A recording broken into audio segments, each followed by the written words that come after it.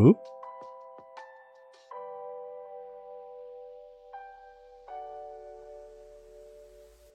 There it is. So how does this work? Excellent. Okay. There we go. Let me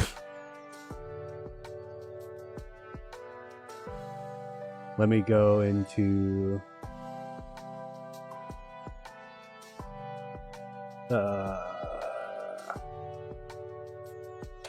give me this. Okay. Go to my channel.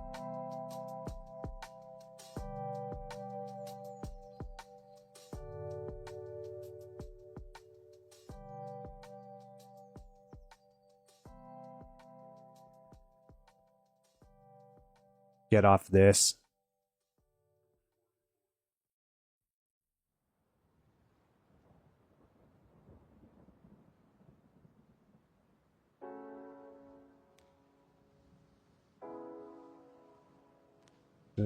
Stream.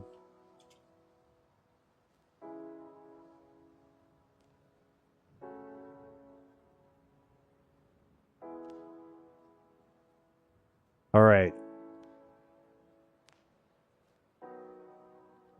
Sorry, I'm just messing with stuff right now. I can't see if anyone's here or not.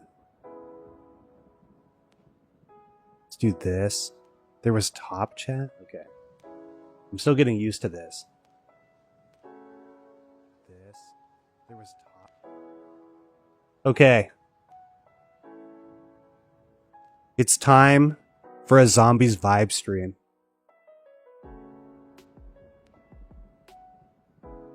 I don't know what good Danganronpa thing I would need to have to talk about the new stuff. But this will do while I just vibe and play zombies. Oh. Warning, this joke.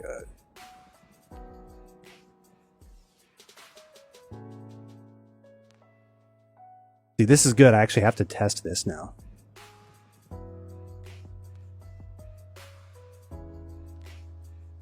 I'm still setting things up. Just give me a second.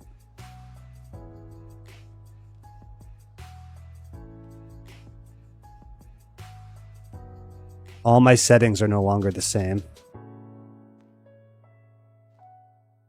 Ignore stream search, recommend setting maximum bitrate.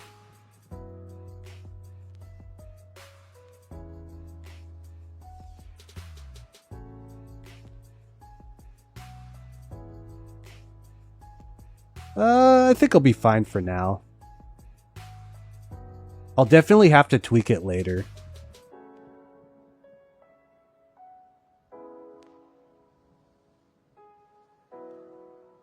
All right.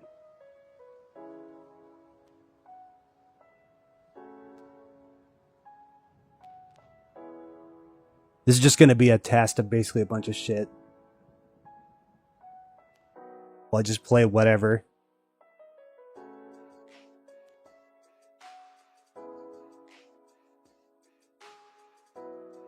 Oh my god. I'll wait until I see people typing. Although my thing might be behind. Hello, welcome.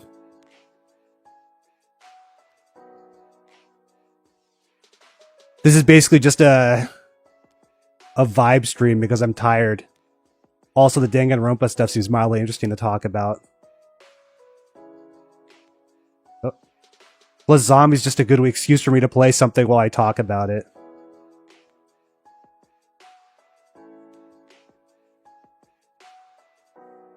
Oh my god. I have some music on. Is that at least audible? Good to see you streaming on this radio. Yes, I know. Tell me about it. It is just random vibes. Also, Fridays are a really good streaming day for me, I won't lie. If I just want to vibe and do whatever. I don't have a bunch of stuff set up to do like fancy looking things. I need like irrelevant games I can talk over so that I can, what's it called? Basically mindlessly get my points across. Like I feel like at some point zombies, it gets too, I have to put too much thinking into it. But we'll see. Good, yes. It's funny on my end, when I listened to the music, it was a lot louder, so I had to turn that way down and then this way up. Now, I did turn off a lot of the zombie sounds because it's very annoying, so I won't play any maps that require me to have sound on. But yeah. Man, they're doing Danganronpa 2 again. I can't believe it. My theory is that this is going to be some big test for the, what's it called? For a future Danganronpa title. They're just using this game as a basis, because they even have a new engine and everything. They wouldn't go out of their way to develop something like that if it wasn't going to be used again. So, the high chance is going to probably be a Danganronpa 4, whatever the equivalent's going to be. Going back to the coal mines. DR2 is still my least favorite game. I won't lie. It's funny at how, like, even when I go back, because, like, okay, I have gone back to it several times to try to understand it better. And I think compared to maybe the original video, the only thing that would, like, one of the big things that would change as far as, like, a huge takeaway point, not like the individual whatever points on each trial. The big thing for me is the fact that the messaging just feels all over the place. Because you could definitely tell that in the first game, there was some grappling with this idea of fiction and reality. That was a huge part, I feel like, of DR2, because there's this whole idea of, like, escaping from your problems that seemed to come up a lot in the game.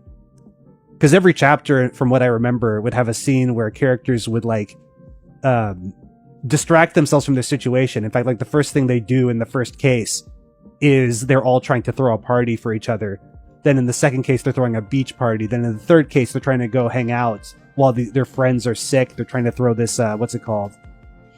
Concert. Fourth case, they get put into a starvation game, and then they have to, they go on this route of basically, they would rather starve to death and do this, like, a yoga thing that Monokuma was doing, rather than actually improve their situation. Which was a big thing, because Gundam didn't want everyone to just lay down and die. Case 5, Nagito literally is forcing them to act. And then case 6, they don't have a choice. Right? Because the game is supposed to end. So that element of the game, of escapism, and then it ends with them being obviously in a virtual world, which, you know, that is technically what it is, right? If you're in, you know, Danganronpa, that is a virtual world. And they literally have that in the game, and they have to leave the virtual world and leave their memories behind as people, right? They can't be their fictional characters in the game. So stuff like that was what I came away with as far as, like, the messaging was concerned. But then, like, I feel the game is just so all over the fucking place with that messaging. Like, a lot of it really just is characters ignoring shit. Like, how much of that is intentional? And, like, even the third case, a big thing I ran into was, like, the fact that the students with the despair disease, like, they weren't running away from the despair disease at all. That was, like, very present, and it's very confusing, right? If that's part of the overall message. Nanami's entire character being embodies the whole idea, funny enough. Yes. That was definitely, like, a huge part of that character. She was a fictional character that they all got attached to, and then she had to remind Hajime that his world was real.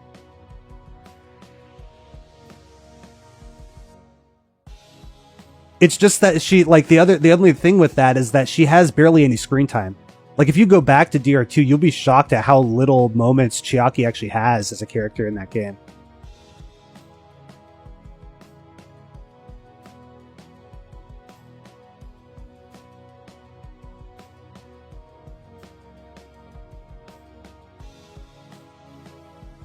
I really like that time in theme. That's why I hate DR3 anime more, because the characters dying in 2 thematically meant something to that.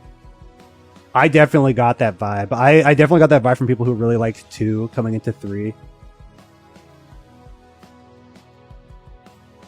It's set up in chapter 1, memories. They don't remember the school of the case. Memories are a huge part of it. I'll definitely give you that also. Whoops, typos. Oh, bro, you haven't seen me type, man. Especially on mobile. It's indecipherable. I'll be writing in codes.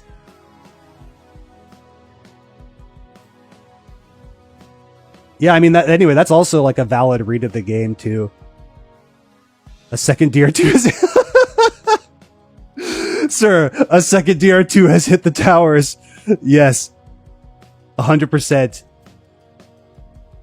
Again, I think that's probably, it's more than likely going to be a setup for like a new game.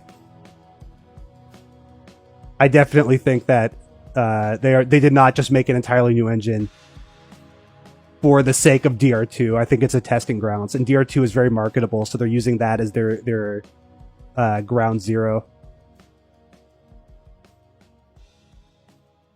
2 times 2 does equal 4. Whoa!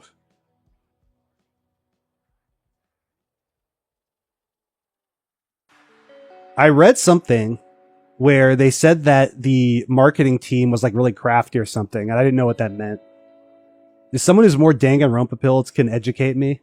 Have they like lied before? Or is there suspicions that this is actually going to be a what's it called, a 4th game? The engine was made for the remaster. Do you think that, you know, is that like a, oh, well, I mean, they made it for remaster, they're going to reuse it? Or is that like a, arguing that the fact the engine was made for the remaster? V3 is a lie pretty much consistently.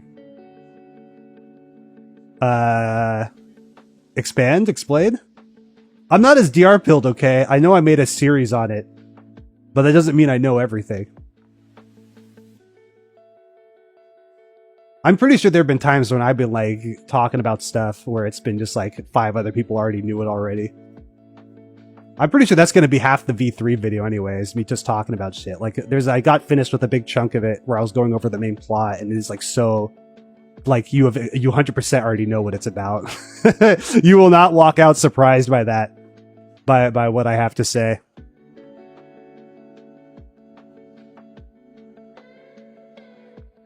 I do not respect Kodaka as a writer, so I don't go out of my way to play his stuff.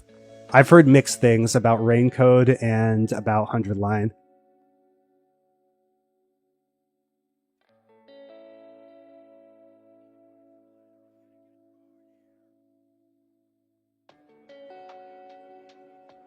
The marketing of V3 was that of a reboot disconnected of the other games, which is the R3 anime. Well, you at least knew what you were getting, right? I think the real thing for a DR2 times... What the fuck? Did China like you serious? Well, I got no choice. I think the real thing is whether or not it's going to be... what the side routes are going to be. Because they're very vague about that.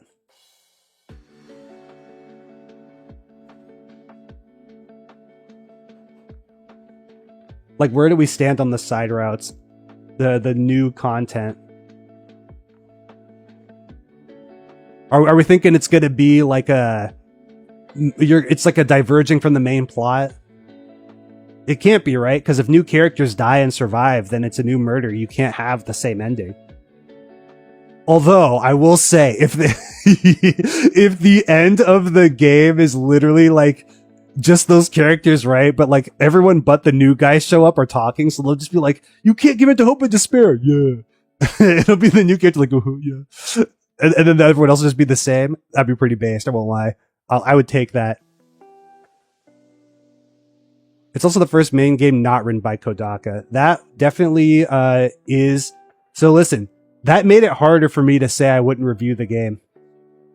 I won't lie. Because it would be interesting to see what a new writer comes up with. Because God, I don't know, but it's also hard because I don't know who had what. Because like I care about the cases more, and I don't know who or what was involved with the cases because I don't know how Kodaka's team structure works. Because obviously I only have Ace Attorney brain.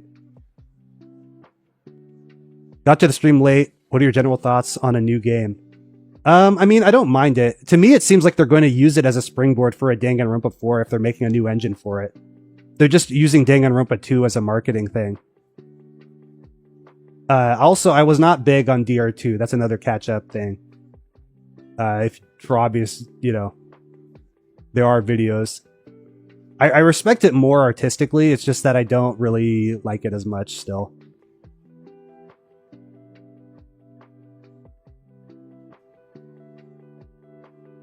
I started going to this writing because it's going like to McDonald's. You know what? Fair, honestly. That's honestly fair.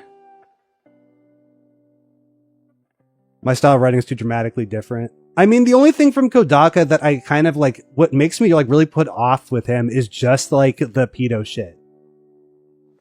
That's the stuff that I just don't like. Like when he has the underage characters talk about like sex in a way where they're just like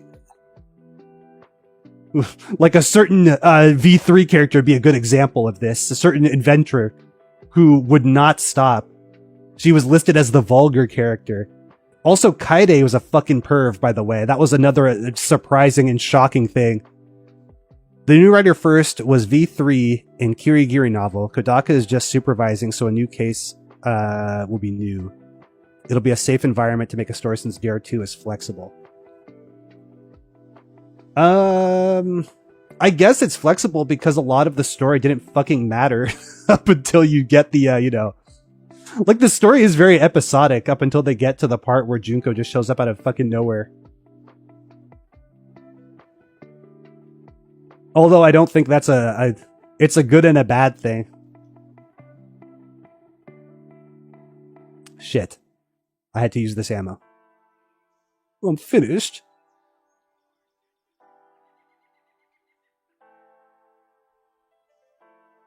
Let me move the chat over so I can actually see it easier. Because I've been looking on my second monitor for this. I can just put it right here so I can read it. There we go. After all, Fatogami, who's a cosplaying guy, could probably be something they branch. My hero probably lives longer, and my money on Nanami dying immediately. If they kill her immediately, I'm gonna... That'd be a pretty base maneuver, I won't lie. If she dies immediately. What are her death flags? Is that just... If that becomes like an internal meme where anytime she shows up, she has to die? Because the third time in a row would be very funny. 3 times the charm. You know what? Can't beat that. Okay, I would forgive them as an entire studio if the whole gimmick of Nanami is that she continuously dies every time she shows up. Like, if there's a character that even references her in any way, that's just an immediate death flag. They would win me back.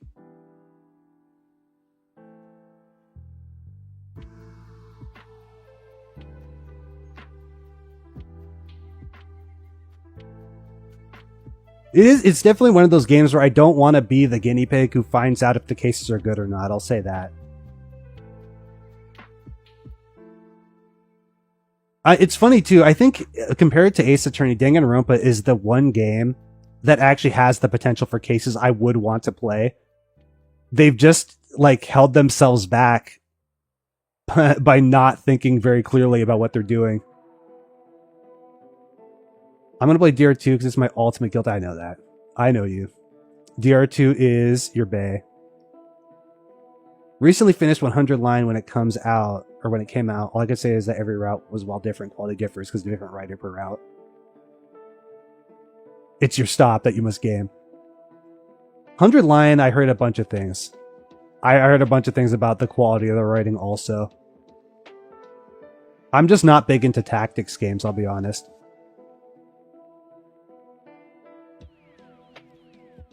It would be nice to have a fresh writer. Also, I want like a Danganronpa where fucking Junko doesn't show up in it again. I'm just so done with Junko. I'm done with the concept of her. I'm done seeing her appear. I'm done seeing her be even part of any of the plot points. It's like so infuriating and stupid. Genuinely just can't stand that character anymore. Even when she's like interesting, she's not interesting.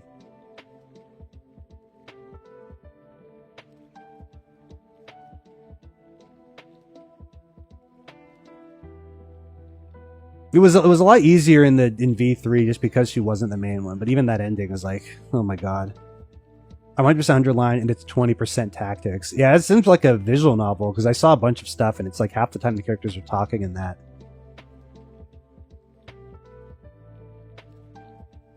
One thing I will say is I'm glad the production for Danganronpa is getting a lot better. I think having the quote-unquote AAA visual novel Where even if it's something as simple as these 2D slides showing up with these characters, it is like really, really interesting to watch. Like it's at least fun to look at. The characters are like half animated. It kind of looks a lot like live 2D a little bit. Like when I saw that frame of Gundam laughing, I thought that looked pretty nice. I like that they're using the V3 tech. Oh, my controller disconnected. Hold up. Whoop. All right. I'm going to have to lock in. Whew. All right. Get ready. Nope. Controller, please. This is it. I believe in you. This is literally the hardest I've ever gamed in my life right now. Oh my god, this is actually why I'm a god gamer. This is why they made me. Fucking get away, Nanami. You have a competition. The ultimate zombies gamer. Skadoosh. I'm feeling in November they're going to announce a DR2 anime adaptation. That'd be insane. I'd believe it's live 2D. Gear 1 and 2 Remastered they made for mobile game and consoles remastered the game in Unity.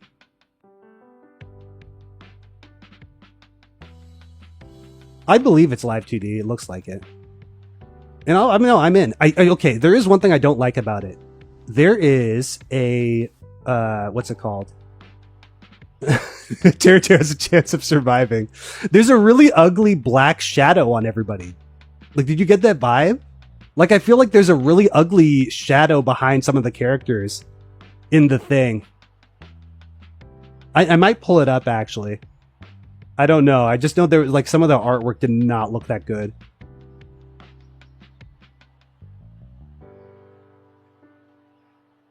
Like, it's like they're putting too many filters on the characters.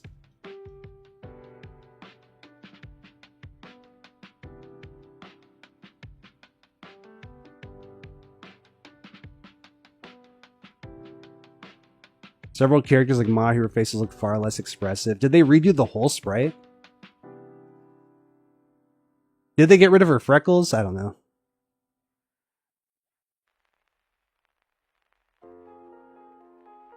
I like the idea that Terra surviving is going to be the biggest downfall. To me, it's already, I can already feel it, my soul cracking. Where were you? Okay, listen, I'll be here to post. I was here when Terra was redeemed. First line is going to be like my sloppy cock jalopy is going to be like, ooh, we're back. We are so back.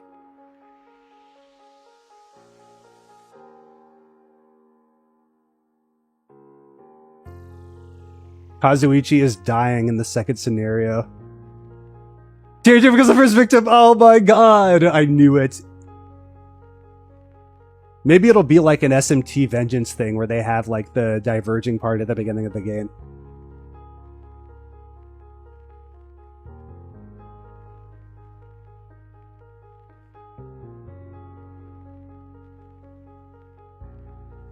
To be honest though, even if what's it called? Even if like Danganronpa 2 is very malleable, I'll say this: I don't like it. I don't know. I feel like you could rewrite the whole game. I don't know what I'm trying to say. Hold on. Let me think first. If I wrote the game, Nagato would be voided without a trial because the cast executed him. That'd be funny. Save them a whole lot of trouble. Like, I feel like, okay, with Danganronpa, I feel like you could just kind of rewrite all the games. In a lot of ways. Like, in the same way Danganronpa 2 is a... Because I've been thinking about this point where Danganronpa 2 is very malleable. I feel like all the games are that way. Like, you could change kind of any order they die in. It doesn't really matter. As long as, like, the last characters survive. I don't even feel like in games where the story is somewhat coherent, certain characters, like, could just die off easy. There's just so much wrong with the Danganronpa formula. I don't know. I have so many problems with it, and maybe a lot of that will come out in the V3 video, because I just got so, like... The way these games are set up, are like designed to just restrict any sort of, like, interesting things from happening. I'm still skeptical of the new Killing Order scenario, though. I guess they would be lazy and just kill off Hajime and make Nagito the protagonist. Making the protagonist, though. Nagito's the protagonist? I don't know. I don't think so. He seemed like a foil to the protagonist that kind of needed to be there. Maybe that's the excuse. I have no faith in the writing after 3 games. Oh, bro, you're telling me. I have no faith in the franchise after everything.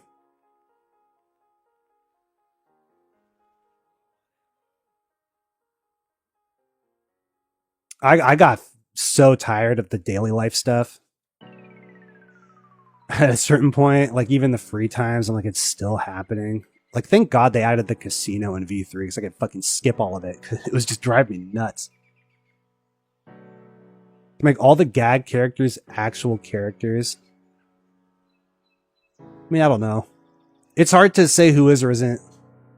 I feel like if your character was not a murderer, nobody really cared. It's like characters had moments. I never really felt the need that like there was like a huge thing overshadowing the arc where they got to do stuff.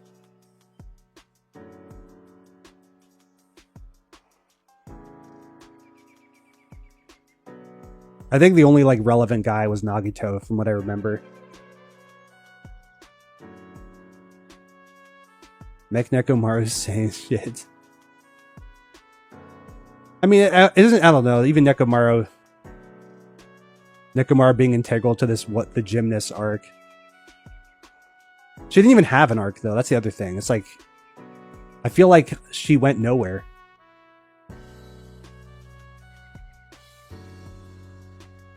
Like, why was that there? I kind of liked what they did in V3 where the characters had, like, meaningful progression when things happened.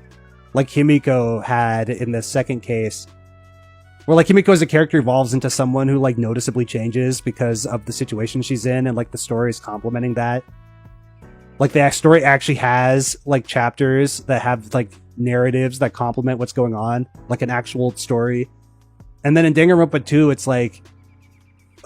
I feel like I don't even understand what... I feel like there's some of her arc, like, Akane's arc was really just nothing. She was like, I'm really into me, and then like Fuyuhiko is projecting onto her like these things that she should be feeling that she doesn't feel, and then the one time she starts showing some like new emotion, it's like she's sick with despair disease.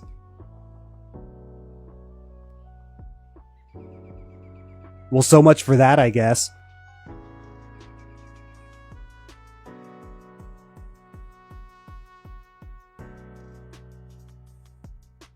Apparently, Kodaka's only going to be supervising the story, so make it 10% less of a disaster.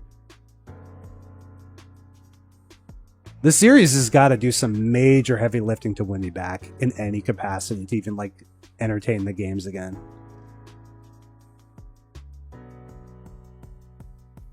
I like how there's, like, a story circle for once in V3 low bar, where case 2 you side with Kaito to go against Oma, despite Oma doing an okay strat, but in case 4 the scenario flips. Yeah. Although, I don't know. You see, I like the idea. The idea of that sounds better. In that case, oh man. Whew, you'll see when we get there. You'll see when we get there. But, I don't know. I don't know about that one. That case is a fucking mess. But yes, I'm sure that does happen. Oh, case 2 and case 4. Oh boy. Oh my. V3 has got some fucking stinkers. I will say that. They got some massive stinkers. They got some stinkers that are so stinky that they shocked me at how stinky they were, because I did not remember them being as bad as they were. It was wowzers. They will definitely go into that one. That'll definitely be something I will talk about at length, because it is shocking at how bad all those cases are.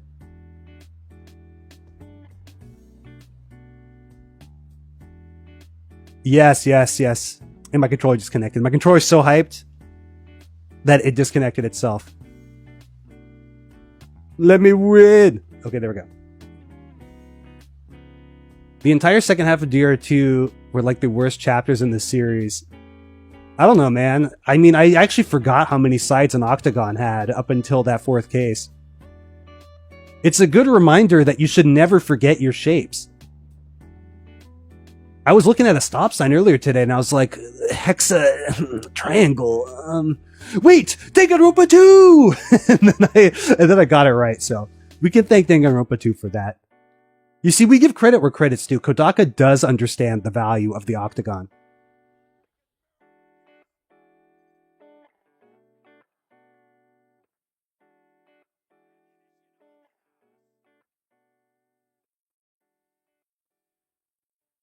Never forget your shapes, chat. Exactly.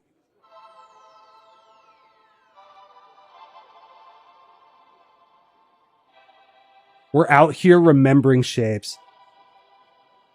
What they tried to tackle, my memory's saying it was okay, but that's almost a decade ago. I can tell you your memory is wrong. And what they did tackle, they did badly. It was so bad. They did it wrong. Unfortunately, it is very unfortunate. Case 3, okay. So I actually have all my reactions to the cases recorded. So you'll see it live, me processing it as I went in live. I actually almost went insane during the first half of that trial because it was so bad. It was like making me explode. It was doing things that were so aggressively bad that it was like I was freaking out. That poor first case. Oh my goodness. I didn't even remember it being that terrible. Like I also like that's another thing. My amnesia for V3 was on another level because I was sitting there going like I would go in going, okay, so I remember the case being like this, and I would play it and it'd be like I was in the Berenstain universe when I thought I knew what I was getting into.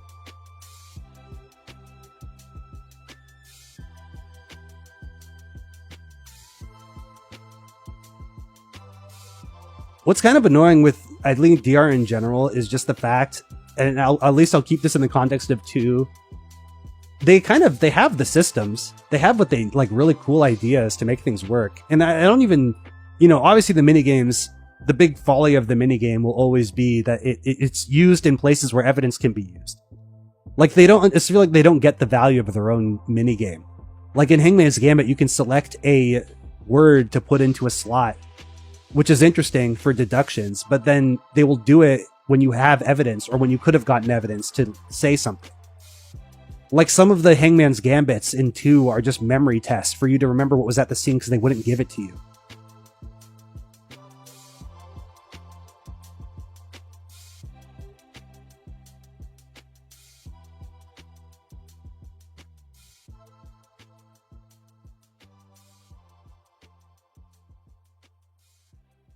Also, like in 3, if we're talking about case 3 in DR2, the despair disease is like, what the fuck, dude? I still stand by that as like lame. I think the one thing I gotta give credit with the evidence is how they will give you limited evidence and not the whole set. It depends. Because they flip-flop between giving you what you need to know versus what the thing with evidence,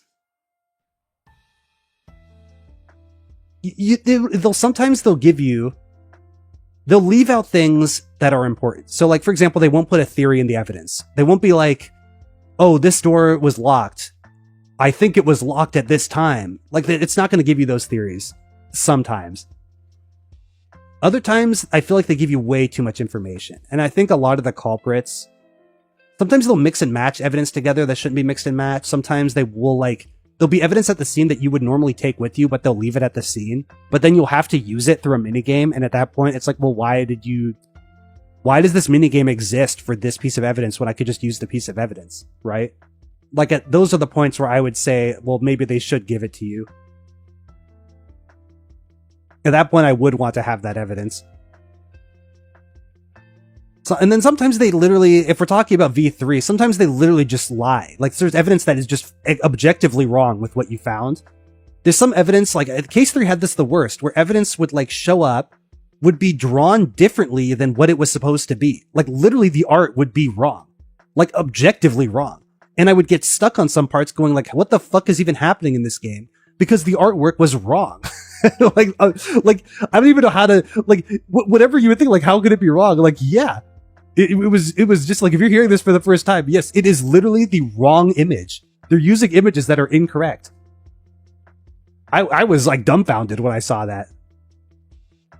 Also, sometimes they fuck up the autopsy report, which is another thing where I'm like, what the fuck? Like, one of the cases has an autopsy that is just wrong. It is incorrect. It just states all the information incorrectly. And they just get lucky because you don't use it for that. But my brain was scrambled when I saw that. I was like, why is it wrong? Why the information I'm getting incorrect?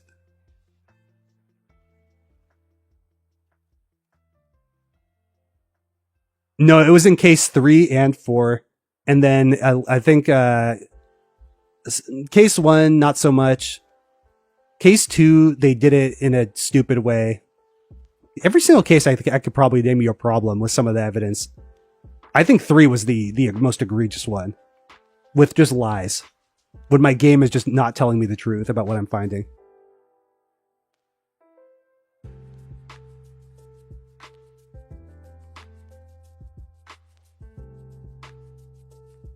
The one good thing was the ability to agree with the statement. Yes. 100% agree with that. I'm shocked they didn't use that more in, like, interesting ways. Because, like, the whole part is crowd control. They have so many mechanics. There's even parts of, like... Because another thing that they would do, because the minute you realize you have this mechanic where you can, like, take statements, you have to wonder why you even get testimony at all in your evidence. Why don't you just use it live in the class trial? Like, there's no system for managing testimony when that's, like, crucial to any case, right?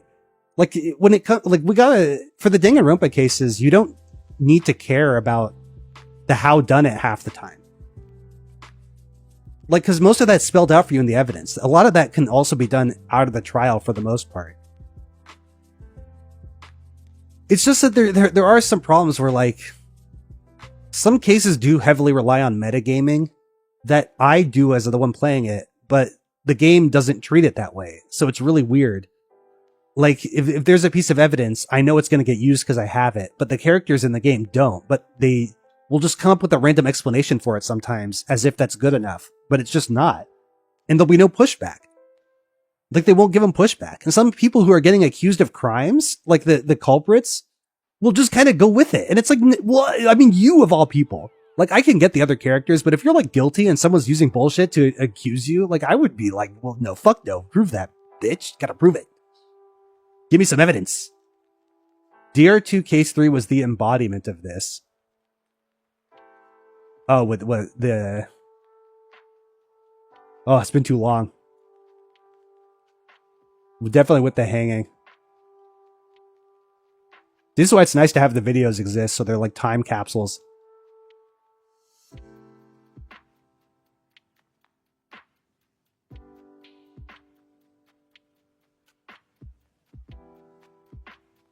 Remember when Hajime was being accused, he had to use the footage only Hajime saw to prove his alibi. Barely. See, the problem with me, like, going over that now is that I obviously have, like, follow-up questions, but I don't want to get into it. For me, like, the cases of DR2, I'll say this for, yes, I know the case. It was Ibuki hanging yourself. I'll say this. I know the big thing I'm more interested in is the stuff the new writer is going to do. Less so the original cases. I don't like Kodaka as a writer. I'm kind of tired of his characters being so heavily focused around, like, the way he sexualizes them is very frustrating. I think it isn't funny. It takes away from a lot of their personalities. Like, especially when some characters will, like, be, like, really horny for no reason. And they kind of overlap with other characters who are just, like, talking about boobs and shit. And it's like, well, you just have the same personality. But the only difference is you weren't explicitly called this one character trait.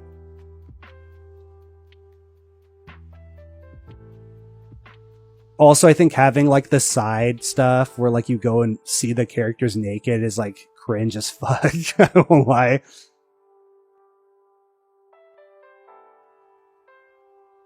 It's funny because like a lot of stuff DR is known for is like what holds it back. Like I think the free times are a terrible idea, and I can't stand doing them. I hate the way they work. I don't like that they're in the game. I get why they're there and who they're for, but they're just so inconsequential to the mysteries, and like I feel like it takes away from like an actual story that's being told. Like I feel like it got even more noticeable when the game started actually writing like real stories. Like that was a big thing with V3, that it, like the free times broke up a lot of the pacing, especially of interesting events that were happening. And like the 3-day rule got really annoying. I was just playing a bit of the prologue and I enjoyed him a lot more than he ends up being later. He wasn't quick to trust the cast. I mean, I don't know. I feel like a lot of that game kind of falls apart. I like that they made it so you couldn't free time people so they could actually have arcs. Well, yeah, who would have thought, right?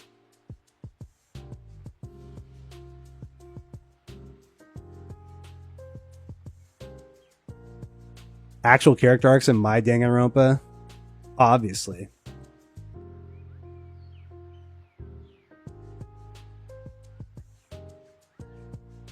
The FTEs are so much more entertaining when it's just the MC and the character talking about stupid crap and not just dumping a backstory. Maybe. I think the other problem is that the characters aren't that likable to me, so it's like, even doing them in any capacity is like,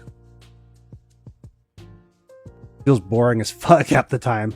It's not like the other problem too is that like, okay, let me get this. If you have an interesting character in the game, like having them talk about random shit that you can't, there's like a limit to what you can learn about them through the free times.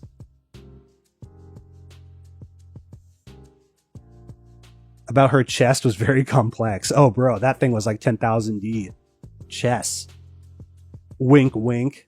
See, man, call me Kodaka now. I'm going to be writing this character. I'll be writing this character left and right. I already got the jokes. He'll accept me as his understudy.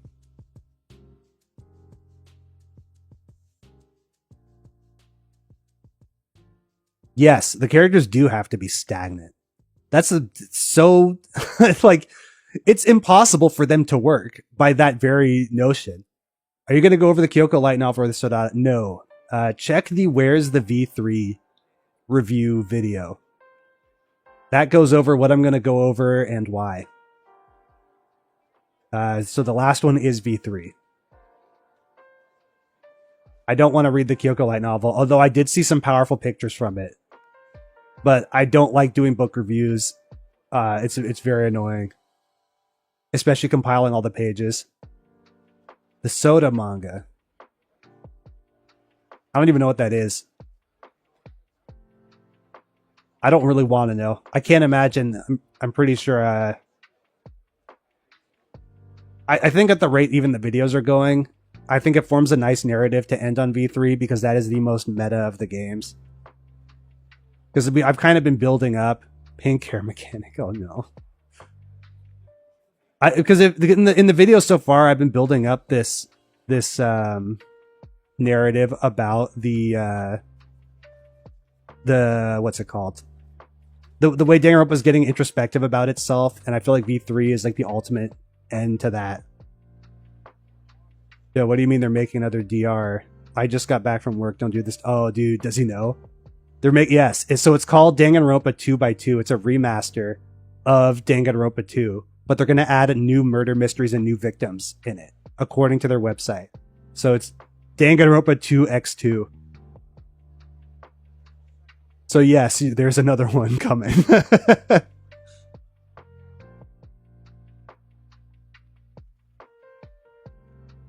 You're never safe, blah. You're never safe. Everyone dies.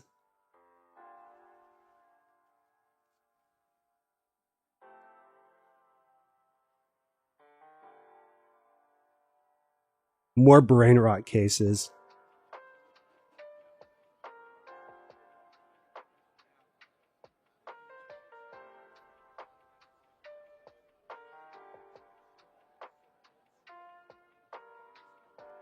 Yes, my favorite cast, the SDR2 cast. Who could ask for anything else?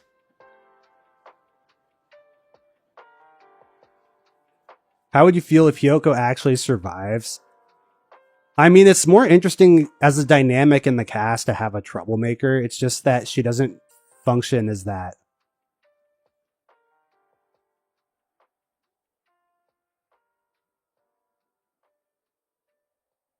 Don't underestimate the power. Oh no, bro.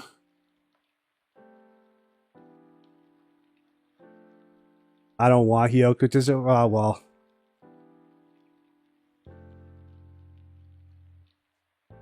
Like the problem is that like the cast is like devoid of any interesting anything. Like these characters, I feel like don't do anything other than just like maybe have one-off moments. Like what is there's really no, like when Hyoko dies in the game, it literally is like I don't you know what did she even add to the cast? Like for example in V3 if someone like Oma died, that's a huge deal because you removed a huge part of the cast, right? It's like significant. When Angie dies, it was really significant to the game. But like in half these characters in DR2, I feel like they just fucking fuck around, and like half the conflicts they get into have nothing to do with their dynamic. It's just Monokuma introducing the new fuck you thing to them to survive next.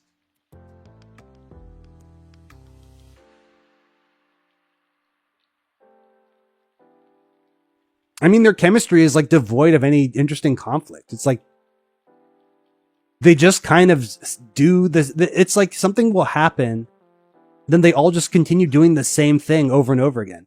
In fact, you know what's crazy about Fuyuhiko? He had this arc where Heko dies and he has to like come to terms with that.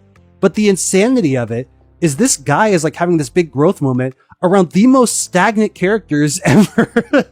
So this poor bastard is sitting here like, guys, I'm trying to get better. And they're all just like, la-di-da-di-da, I'm the same from the first chapter. Then like Akane, he's like struggling like Akane, please, you have to get a character arc. Don't you feel something? And she's like, I like meat, delicious meat.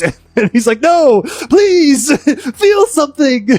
So my poor man has only character arc in game and is struggling with that.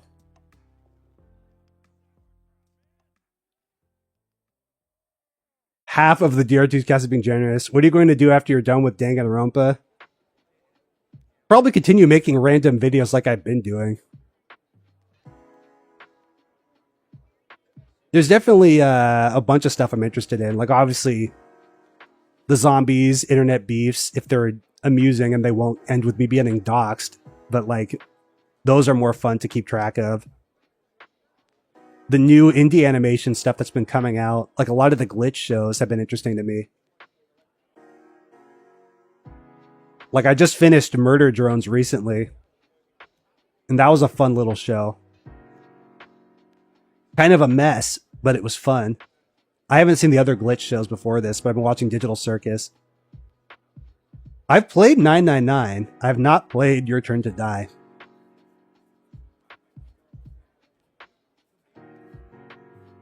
I don't think I liked what I played in 999, but that was years and years ago. So it's not like I got any up-to-date opinions for you. And now it's going through the issue of the remasters being really, really hard to find like the right version. Because now there's like, oh, this one was badly made. Oh, this one was badly made. What got you into doing the Danganronpa videos? DR3. So I used to talk to a lot of people who were into Danganronpa, and I kind of just disagreed with them. And then DR3 came out, and I was like, oh, this series is a joke. This whole thing is one big joke, right? Because I was like really shocked at how much of a meme it was. And I was like, oh, well, I mean, if the series was a joke, I didn't get it the whole time. So I figured I'd just go back. And then the videos existed because I wanted to have my thoughts recorded in one place. So people talk to me again. Because at the time I was getting in like more discussions about Danganronpa. It's just easier to go, here's a video, than for me to just recite an hour's worth of points.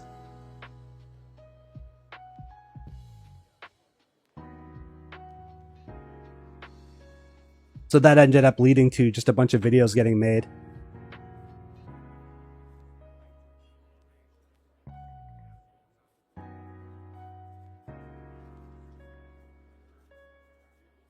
And that's kind of a lot of what this channel basically is, just a dumping ground. It's also fun to test out any new mics and shit I get. So if I want to test out new like software on things, I'll just go do that. And lately it's been a showcase for the random games I've made. So like if I want to talk over something, I just have a game I'm working on in the background that I would just use as the footage. Eventually I could convert stuff to get fan casing be a thing, but we don't have any way. There's no clean way of doing that. And I don't like the current fan casing engines out there right now. That's sort of like a huge planning phrase. I'm sorry Dear 3 was so complicated. Your past self was not expecting it. Oh, bro. You know, it's almost better that I did take the time to age and like improve my media literacy before tackling those, because I could not handle talking about that now. Also, it helps that like things happened in my life to where my voice is no longer, I'm not permanently congested all the time. So I can actually listen to myself talk and not want to die. although you may feel differently, which is fine by me. You're stuck with me now. I'm in my final form, so it's over for you.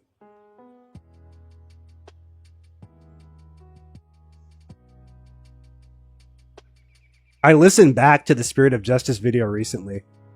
And oh, bro. I mean, okay, I won't lie. Some of the music choices were insane. There was one thing I had for the case 2 that was like, that was I could not tell you what that song was, because I remember writing the whole entire thing in what's it called? I wrote the whole thing in Notepad++, so I didn't like record any of the songs. Whereas now I have a Google Drive, so I can reference like a lot of my stuff afterward. Dear 3 taught me that TV does stuff to you. I mean, it truly is a magical thing to this television.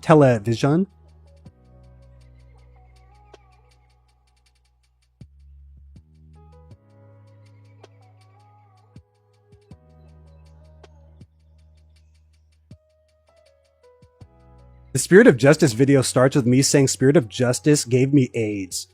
I will never top that. There's no thing I'm gonna start a video where it just pans in. It's like Spirit of Justice gave me AIDS. It's such a banger opening line. Never be topped. I'm so washed now.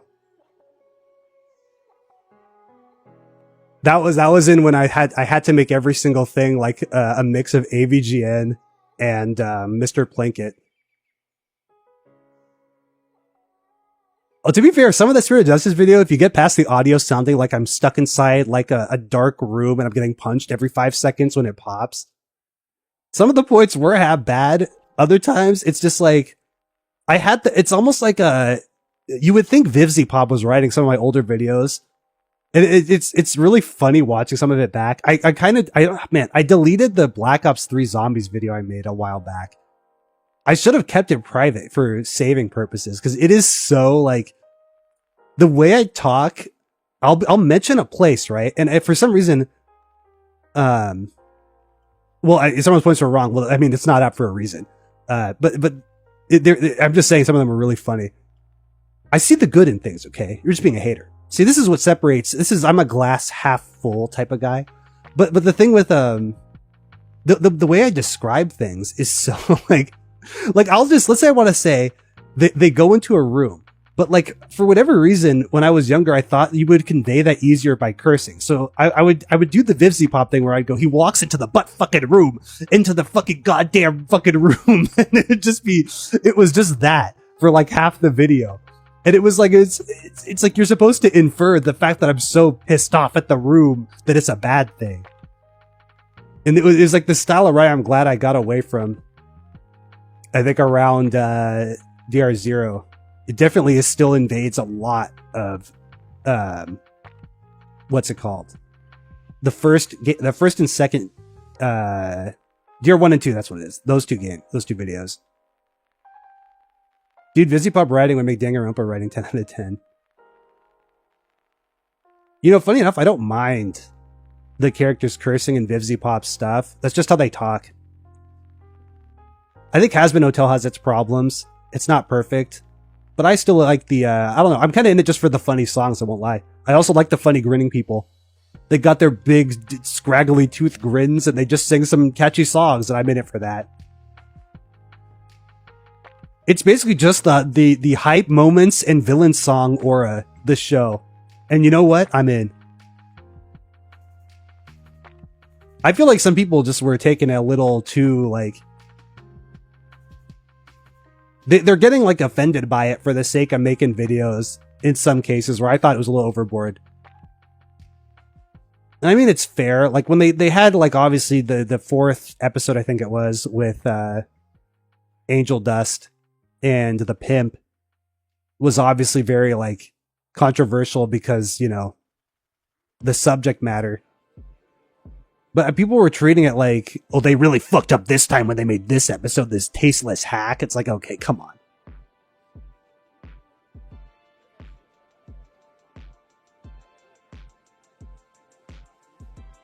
It's not that bad.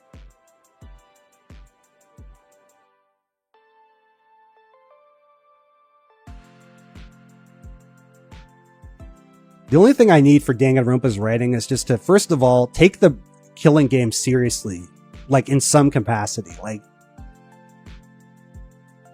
I would rather, I would rather they at least, because they have the systems to make like an insanely good game. It's just they are so, like, they just need to get pushed in the right direction. They come close with ideas, and then they, like, I think like the stealing statements thing is a great idea. It's a great way to handle testimony, and they just don't use it. And then they just trust like one guy in the evidence. Get rid of the paragraph evidence, remove like all the context. Like, don't have added context or like assumptions in your evidence. Don't have the mini games if you have to have them. Don't make them overlap with things you could just present. Like, it makes no sense to have a multiple choice system where you have to choose like A through D or whatever, and then also have Hangman's Gambit exist. Just pick one.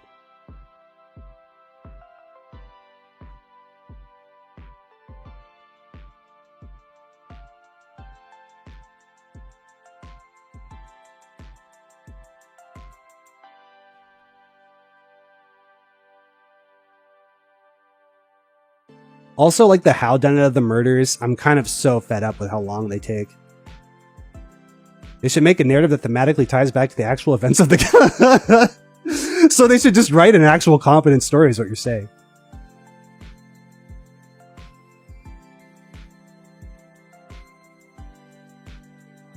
I like that the suggestion is so funny. It's like, well, I wish they wrote a... It's like I wish they had characters that were well fleshed out. Not a dig against you, by the way. I just think it's very funny. That is the standard. We would like an actual competently written story, please.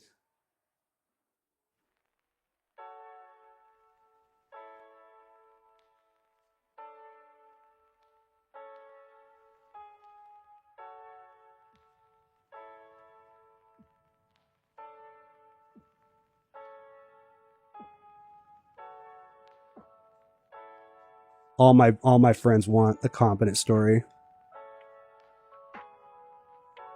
That was a joke because of how sad that series is. So meta by V3 where it isn't even really about the killing game, but a DR as a franchise. I wish Danganronpa had good. Don't we all? Don't we all?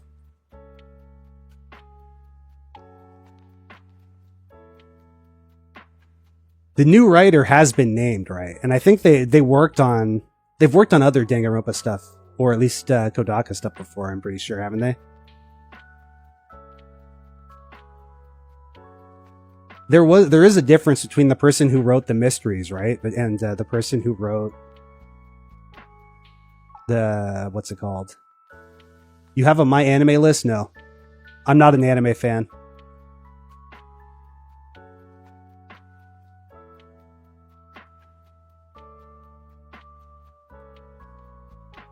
Hiragiri novel and V3. Scenario writer? Yes. Oh, okay. The V3 writer is the guy heading this one.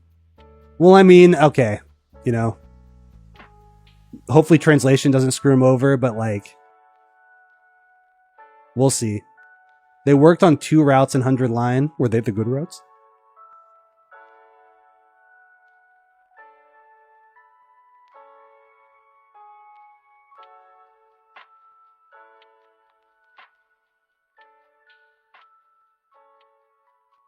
Translation did DR dirty. For V3, I agree. Everything else, I don't know. One was bad and one was mid. I mean, if the guy's from V3, I don't really trust him, I'm going to be honest. I don't know. That definitely is a huge put off.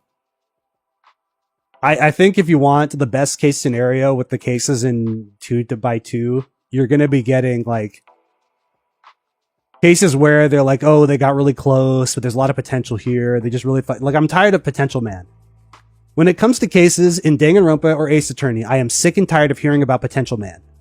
This happens with the fan cases. This happens with the main cases. No more potential man.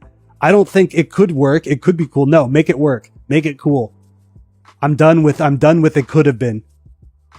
I have seen what could have been. At some point, I'm going to go ahead and say that it's trash.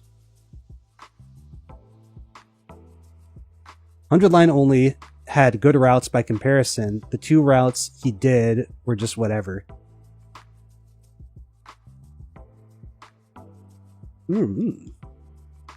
Interesting.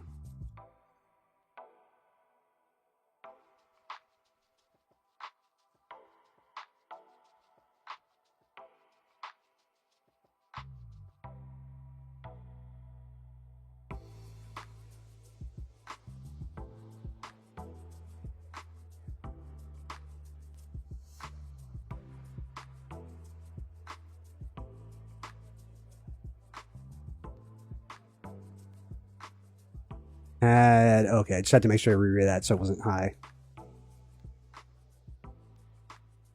I know basically nothing about 100 line, but people just send me stuff from what Kodaka wrote specifically, and it's what you'd expect. I am in the same boat. I've seen some of the 100 line streams that people have done, and I feel like I retain nothing. It's just like a lot of yapping, and I don't really have any context for what's going on.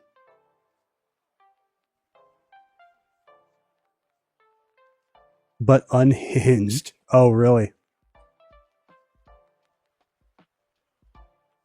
Ugh.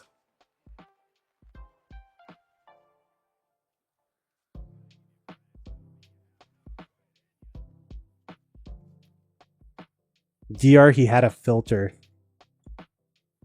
It's so gross. That's not good. We don't want to hear that.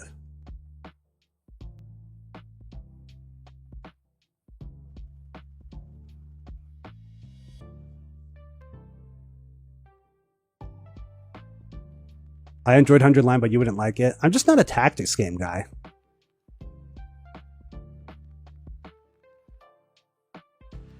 He was the only writer credited for one of the worst routes.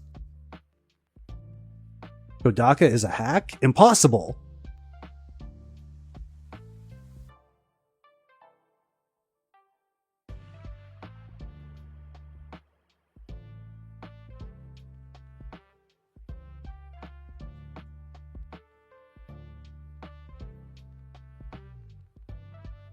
Especially after Danganronpa, I literally just put like I have a blockade around Kodaka stuff. Like if he's involved with a project, I don't bother. Which is kind of sad too, because like if you see the guy's social media, he is very much like the most, like he comes off like he's just a struggling artist who's trying to get, like he's very sympathetic, I'll say that. He wants to do well. He wants to do right by his fans. His heart is in the right place. He just produces so much disgusting shit. It's like, why? You know, I would root for him if he just didn't make just such like gross shit and he actually like improved. Kodaka's route wasn't that bad, just upsetting. The only reason it wasn't the worst was because there were 3 others that were mind-numbingly boring. Oh my goodness.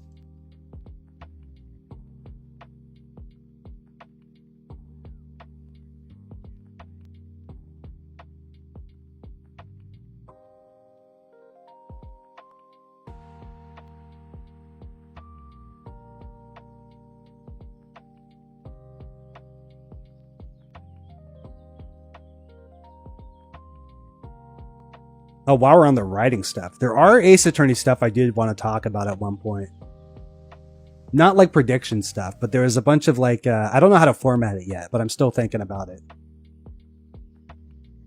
Because I don't know if I want to have basically stuff I've worked on as a basis, or if I want to save that.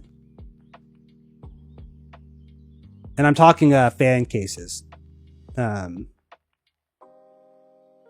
there's a lot of interesting stuff that happens in Ace Attorney that I want to highlight, but I have to go about it in a different way than I would the other stuff. Because I think what would help for Ace Attorney, especially talking about Ace Attorney fans, is to build up a backlog of really, really positive things to say about Ace Attorney stuff. Because there are stuff to say that's positive. Before I kind of work into like things that really fell apart and why. Because I know this versus Danganronpa. This series and its fans, I'm going to be real, have gone through the ringer. El Dorado? No, not that powerful, okay? I mean more constructive stuff. The power of Turnabout to El Dorado must be experienced raw.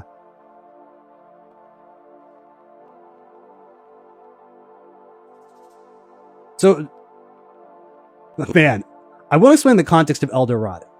Maybe I will. Give me a sec to, let me finish this point and then I will explain a Turnabout to El Dorado in the non-spoiler free way, because it is one of the most powerful fan cases ever made. Crazy how consistently racist he is.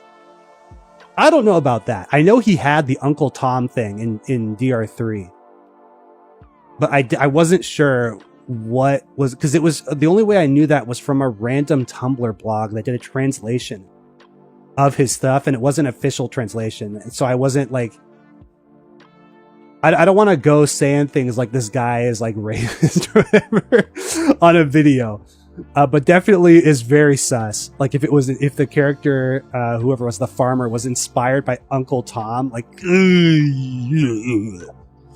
ugh.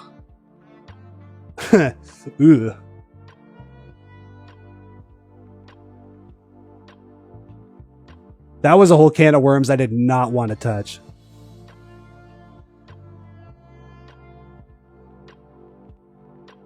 Baby door. Oh no. So for the fan case stuff, I have worked on Ace Attorney fan cases for 11 years now. And a lot of them, unfortunately, and this has to do with my old gamer ways of being a complete fucking asshole. So I put too many gamer words in there and they got me in trouble with a lot of the mods and stuff. Now I can port them raw into an engine, but it would take a lot of work and time. Or I could try to not only do that, but also remaster them fully, which seems like a better use of my time. So it'd be nice to at least remaster them and then like have something playable for people, and then talk about fan case related stuff from the lens of here's what I've made and what I learned making it. But you'll also get something that's like palatable. Well, my cat is freaking out. What the hell? Yeah, I'd remaster them. Yes, no, for sure. There's a bunch of them I'd want to remaster, or at least make them playable in a different format where they're like a lot more, like also fixing some of the case flaws with them. I would still keep the character though, blah. You still gotta be the main character in some of the cases. It would not be the same. I just can't have you saying some of the shit I have you say in those games.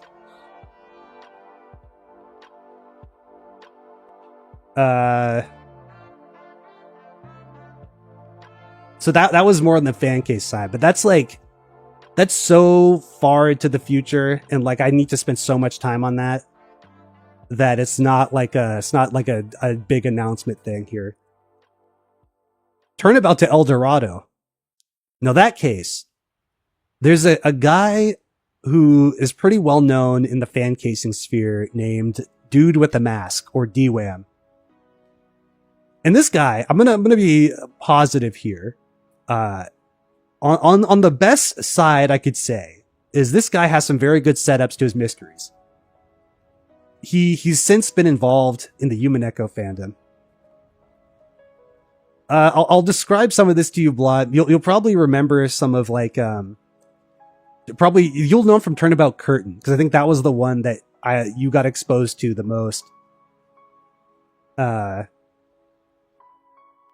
then the one that he also made was A Turnabout to El Dorado. He also made some like other offshoots in what's it called? He made some other offshoots on AAO, like some visual novel, like thriller stuff. He was also involved with a podcast with Storyteller and Toatali where they solved murder mysteries. They give each other murder mysteries to solve. But that was a long ways back. The point is that he's very good at writing setups. There's a lot of like interesting stuff in his cases. They're not without like potential. He is, though, a terrible case writer. Like when he executes the cases, they are like hilariously bad. And on top of that, his stories go from being interesting to some of the most powerful things I've ever experienced. Like there was one case, like in El Dorado, it is like, you would think it's standard visual novel fares until one of the characters gets pregnant. And I'll leave it at that because there is a character in Ace Attorney fan case, who has to navigate pregnancy. And this is just one of DWAM's many powerful tools at his disposal. Because how you would imagine an Ace Attorney case would tackle pregnancy, a character getting pregnant, very interesting. And the stuff that occurs with that, because of course it doesn't just end at that. We're dealing with a true dramatic masterpiece here. It definitely escalates. Also, the lost city of El Dorado is involved. Go play it if you can. A Turnabout to El Dorado. Absurdly serious topics. Like, we're talking like, I don't want to spoil it past that point, but just imagine something serious you could do with that premise that I gave you. Turnabout Curtain is like the less powerful one. But the premise is that like, Apollo and Trucy solve a case too early, so they go to Murder Mystery Mansion. And it ends with like one of the characters being possessed by a ghost permanently. And then they have to fuse their psyche together to form like the ultimate ghost person hybrid, who then walks the earth as like, I think Apollo becomes like half Apollo, half ghost. So he becomes like this personality fusion. It's definitely a case. There's a lot of things that go on in that one. Less powerful than A Turnabout to El Dorado, I won't lie. It's missing the sauce. But it definitely has the juice.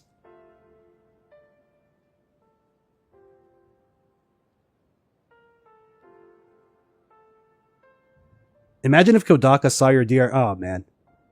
Honestly, he probably would just feel bad. Because they're just not very nice. He does seem just like a kind of... He really just seems like a normal dude trying to make games. I just don't think he's aware of just how much disgusting, weird shit he keeps putting in them. Like, he reminds me of like a kid with edgy humor who doesn't realize he's not that funny.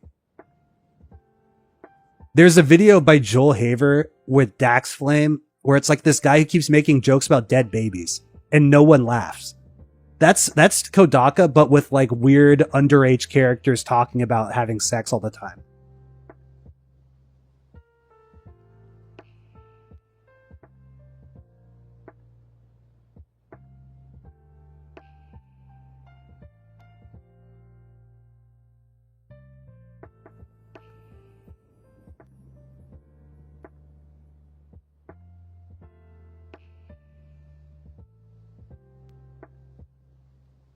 The man just can't be stopped. Kodaka games for me is like watching a bad reality show you can't look away from. I mean, the games to me, and this is kind of the vibe I got, is that they really are just like Total Drama Island, but anime. Because like you're watching a game show where the characters die in it, and you're just kind of rooting to see who will live to the next episode, basically.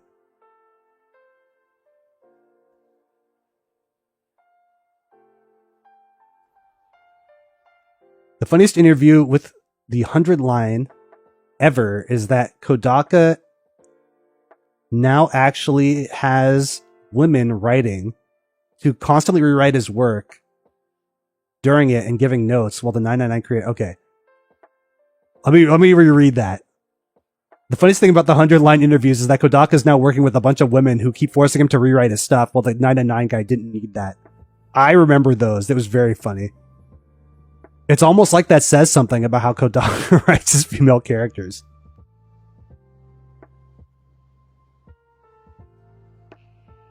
Deer's the type of franchise you love to talk about with friends at a Discord call. I mean, I won't lie, when DR3 was airing, I was fucking cackling laughing at every episode. That was a wild thing to talk about. Like, when I mentioned the fact that people realize Kyosuke can't open doors, that was real. That was like the life. You just had to be there.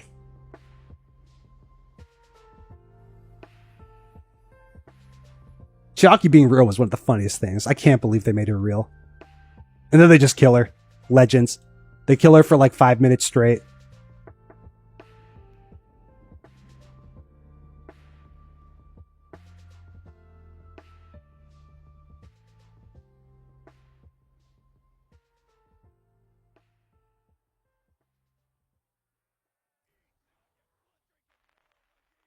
Nothing brought tears and laughs when we saw what was the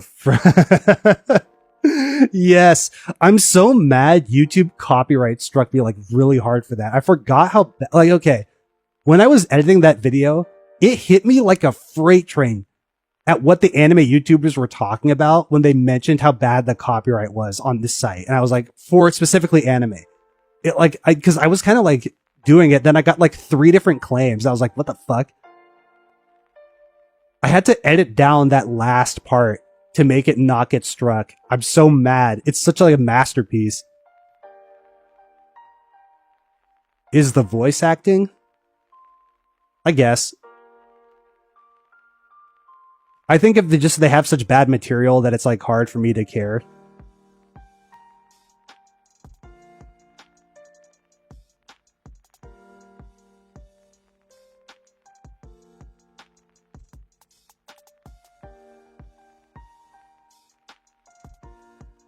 Like if the writing was just a lot better, it'd be a lot easier to be like, oh.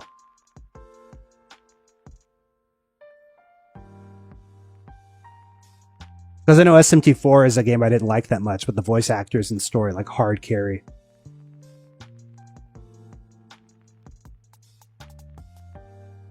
I've rewatched it several times because it's so insanely ridiculous. Like the guy's willing to do themselves in, and then some psycho kills both of them in the most painful way ever. They're like, we gotta die together. Oh man, I liked when one of the girls was getting shot at, and she like waves around this what's it called? She was waving around a frying pan to deflect the bullets.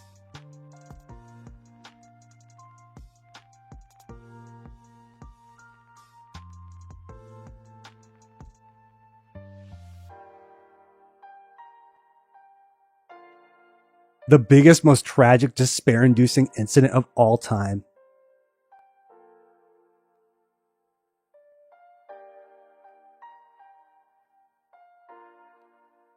I'm kind of glad that V3 is like so detached from the series, which is so ironic considering what it tries to do.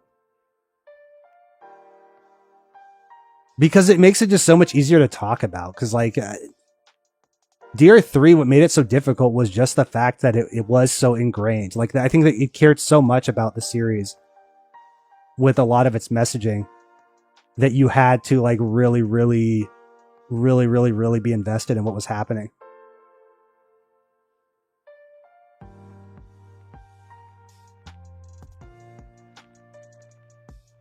You know, it was peak. A cute little Pikachu girl gets shanked and her body is... My God.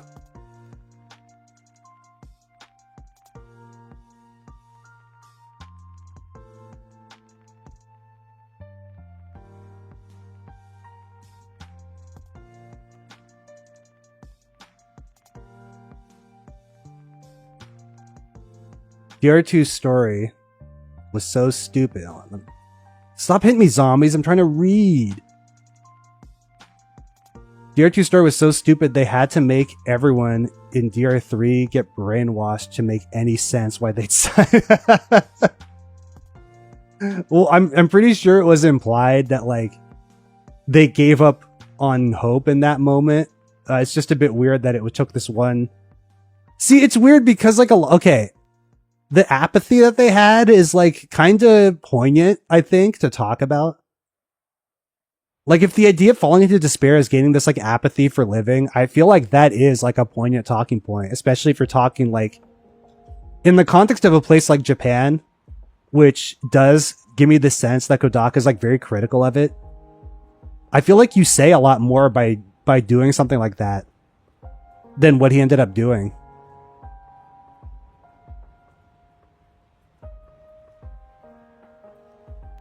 Because like there's this whole idea of like, oh, Japan just doesn't care. They kind of just go with whatever. They go with like the herd mentality.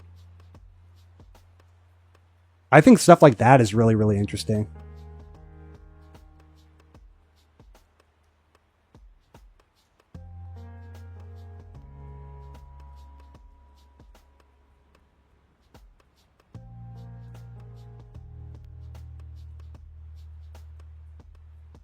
It's just that I feel like when they boil down despair into like everyone went insane because of one person, it's like kind of like it's not like they got worn down to this position, right? It's like it's not even a good analysis of what brings people to that point.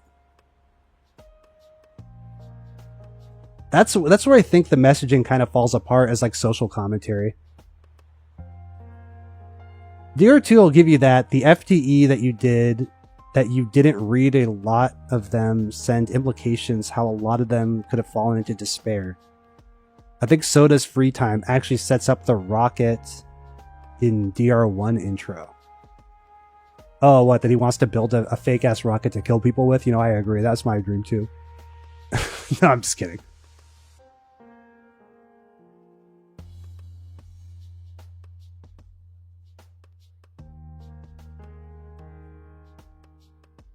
I'm just saying that if you're like, I feel like, all I'm going to say is this. If the main goal of despair is to be this like apathy for the world, that is like, I feel very real. In like almost every culture, especially in Japan. So it even translates to what Kodaka is trying to do. It's just that he doesn't, like, it's so goofily made and presented. And like he sets up the characters in such a way where they have like this downfall to stupid things. Like the fact that the entirety of the DR2 cast's downfall and like the world's downfall is really boiled down into this one guy being too afraid to come out of the closet is like insane. Right? Like, what are we doing here?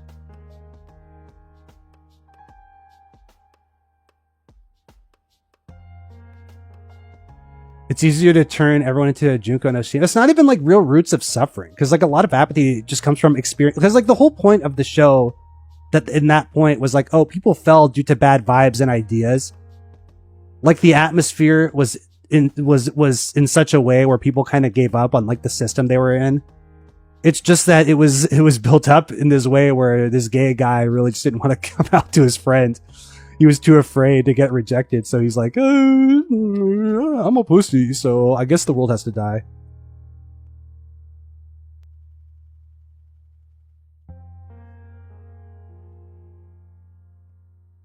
I think you could save society if you come out in this YouTube video. Oh my god, guys. I'm a gamer, I admit it. I knew gamers are an oppressed people. We can't come out that easily and announce that, but you know what? Today I'm making a difference. I'm taking the plunge. They never forget, bro. The Juzo boys, we never forget our king, our goat. The world has come to die because I just wanted to make an anime. I mean, you know, my anime will save the world. Gamer? Whoa. Bro, that stupid gif of him opening the door lives in my head rent-free.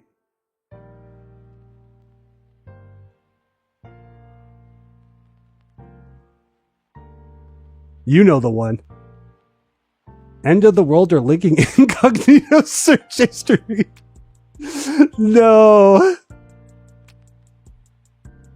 I don't know, guys. I was into some freaky shit. Sorry, Juzo. Or sorry, yeah, no, sorry, rest of the world. They can't know.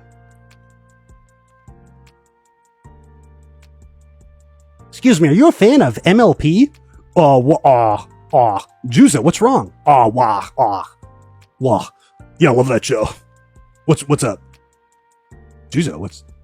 You looked a little nervous. What are you talking about? So, I just think Twilight Sparkle and friendship is crazy, yeah. More like MLG, yes.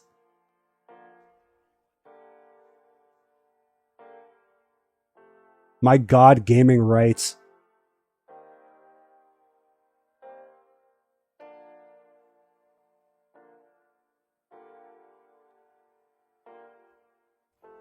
I thought I could get through this. That's annoying.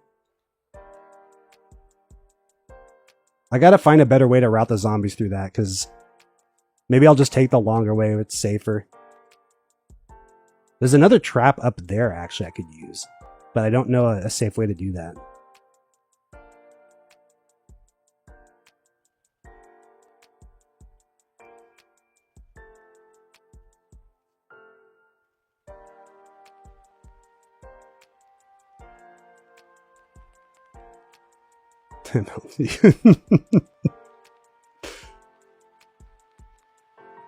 My first reaction to the news was shock, but then I thought about it more and more.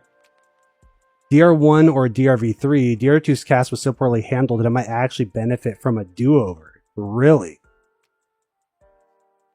Were they poorly handled in their own game, or were they handled in the anime?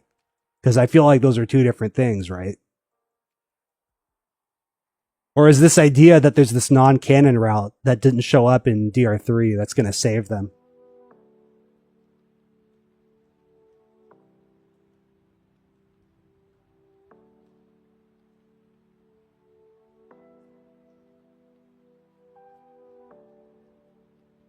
Like, what's the argument there?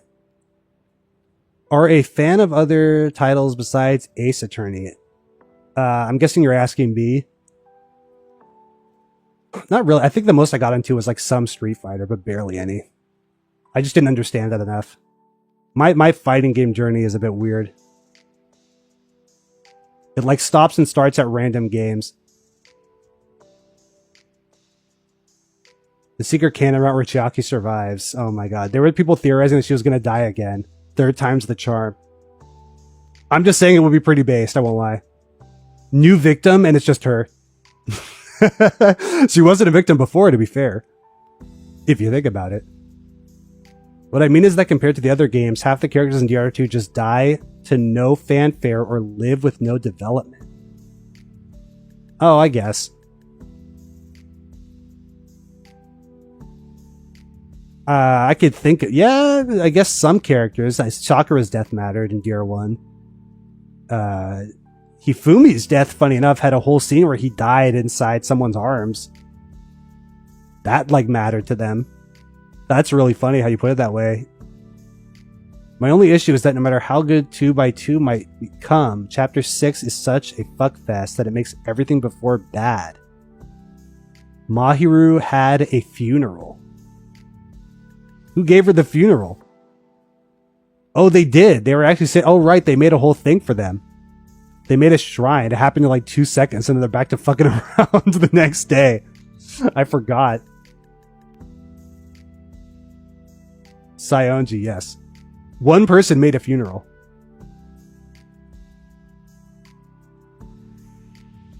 Worst case examples from the other games are like Taka and Angie, but went off with more of a send-off than Ibuki. Ibuki is literally just thrown into the garbage, a little based. And everyone diss on Saionji. That's funny. How dare you make a fucking funeral? Then the things have to matter.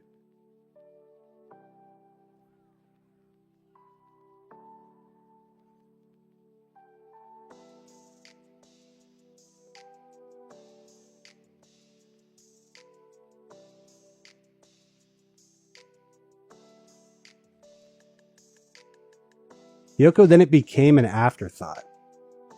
I always thought it was an afterthought. Nekomaru dies in that same chat. Dies in quotes. Isn't that a little silly that he gets killed off in quotes only to come back in the fourth case and then just die? Like he misses a whole case? Like, how's that fair?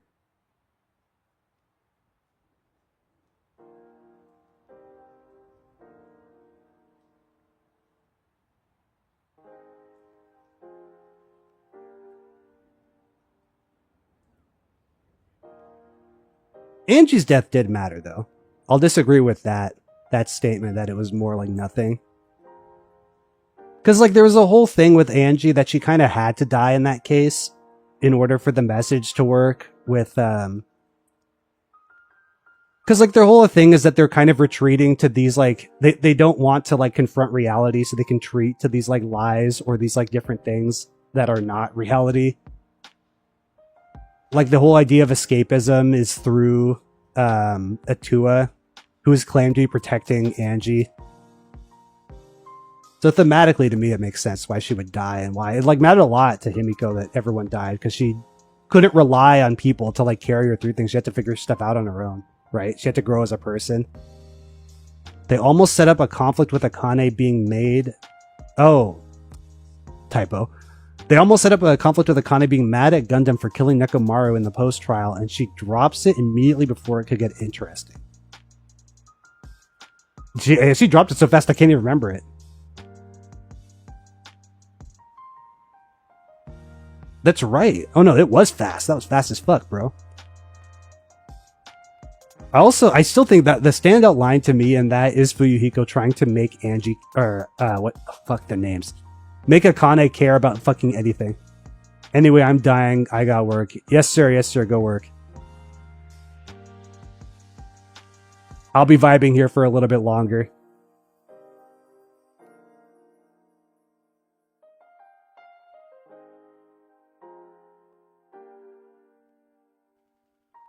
And then I'll dip as well.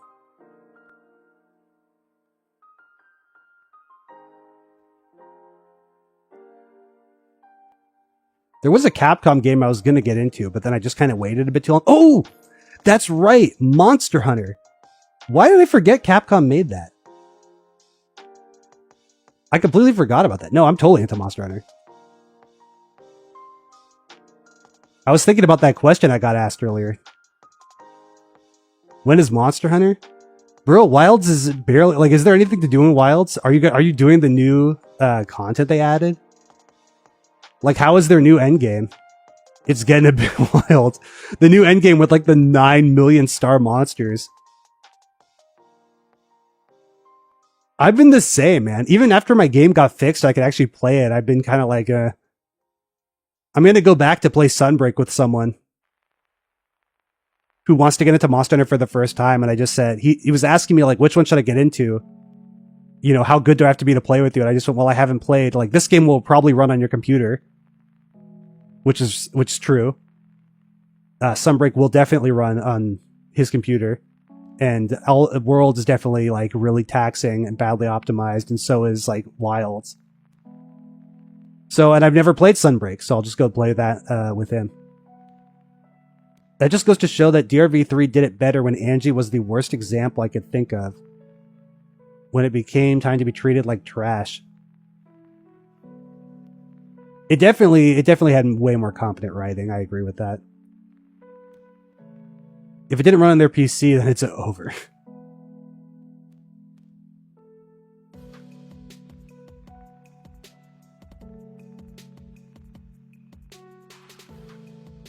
Who are some of the DR characters you actually like? It's gonna just be all V3 characters, I'll be real. The Mono Cubs were so fucking funny, I did not remember them being that funny. They were making me laugh. I'm not ashamed to admit it. That last case, they were just making me... You could see it in the trial, in the footage I recorded. Because you guys are going to get my live reactions to it. I was fucking cackling like an idiot watching them do stuff.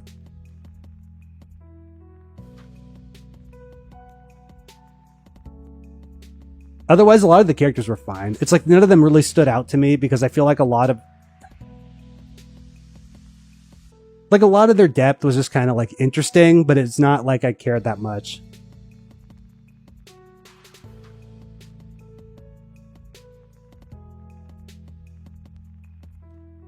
I feel like they did what they needed to do and then I kind of left the story. Kokichi I thought would be interesting on some level, and then when I played the game, he literally is just so fucking boring, and like when he fakes being evil, he's just like literally like, I'm the fucking hassling slash of the evil villain. It's like, okay, great, thanks, bro. just chews up screen time. Like, I'm so fucking evil. I like it when everyone suffers. I'm just like, oh, yes. Okay. Great. Great. Yes. My username too is Ragnarok the Blood Edge.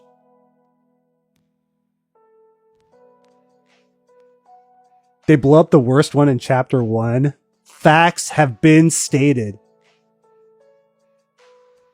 Beyond true. We're talking a truth apocalypse. And then everyone in the fandom takes it at face value. I'm so lucky I never got exposed to all that. Oh, man. Alrighty. I think I'm coming at a point where I'm ready to end the stream. I think we had a good conversation. I feel like things are ramping down. I've said everything I need to say about Danganronpa. So I think that was a good talk. I'm probably going to call it right here for this. I'll just keep playing this off stream. All right. Thank you everyone for coming.